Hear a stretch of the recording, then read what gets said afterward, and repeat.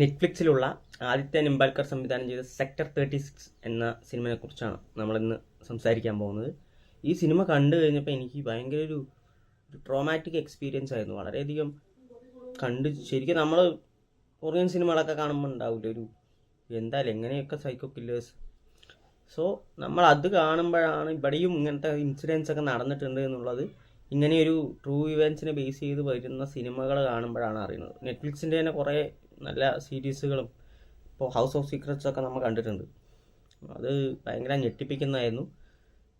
അതൊരു ആത്മഹത്യാ പ്രവണത കാര്യങ്ങളൊക്കെ ആയിരുന്നെങ്കിലും ഇതേപോലെ എത്ര അൺസോൾവ്ഡ് ആയിട്ടുള്ള കേസുകളാണ്, അല്ലെങ്കിൽ ഇത്രയും ഞെട്ടിപ്പിക്കുന്ന ഇത്രയും ക്രൂരമായ കേസുകളാണ് ഇന്ത്യയിൽ തന്നെ ഉള്ളത് എന്ന് ആലോചിക്കുമ്പോൾ ഭയങ്കര ഒരു പേടി തോന്നുകയാണ്. നമ്മൾക്കിടയിലുള്ള ആളുകൾ എത്രക്കാരാണെന്ന് പ്രെഡിക്റ്റ് ചെയ്യാൻ പറ്റാത്തൊരു സംഭവമാണ്.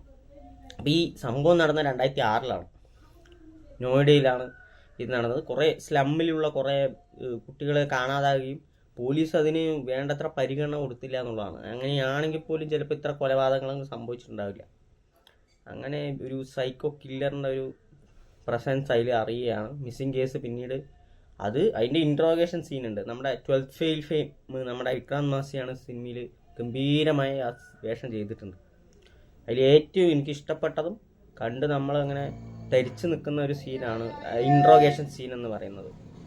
അതായത് ആ പോലീസുകാർക്ക് തോന്നുന്ന, ആ സിനിമയിൽ തോന്നുന്ന ഒരു ഞെട്ടലുണ്ട്. അത് കാണുന്ന പ്രേക്ഷകരും അതേ ഫീലാണ് കിട്ടുക. കാരണം അത്രയും ഒരു തൻ്റെ മുഖത്തെ ഭാവങ്ങളടക്കം അതിഗംഭീരമായിട്ടാണ് ആക്ടർ ചെയ്തു വെച്ചിട്ടുള്ളത്. അത് കാണുമ്പോൾ തന്നെ നമുക്കൊരു പേടി തോന്നും.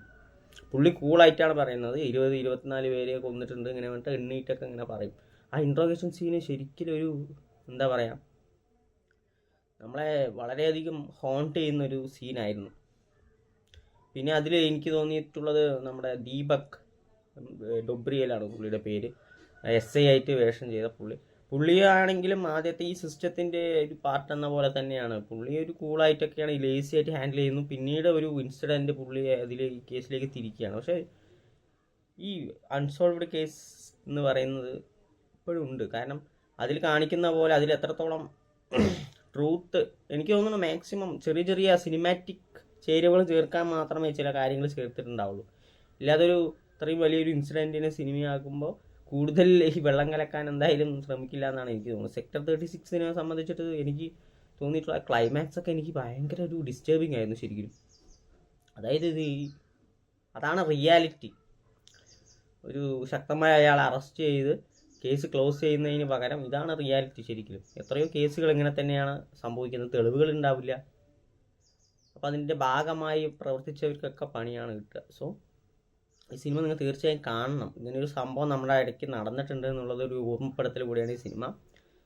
സെക്ടർ 36 എന്ന് പറയുന്നത് വളരെയധികം ബ്രില്യൻ്റ്ലി എഴുതിയിട്ടുള്ള നല്ല പെർഫോമൻസ്, വിക്രാന്ത് മാസിയുടെ ഗംഭീര പെർഫോമൻസും കൊണ്ട് നമ്മളെ ഞെട്ടിപ്പിക്കുന്ന ഒരു സിനിമയാണ്.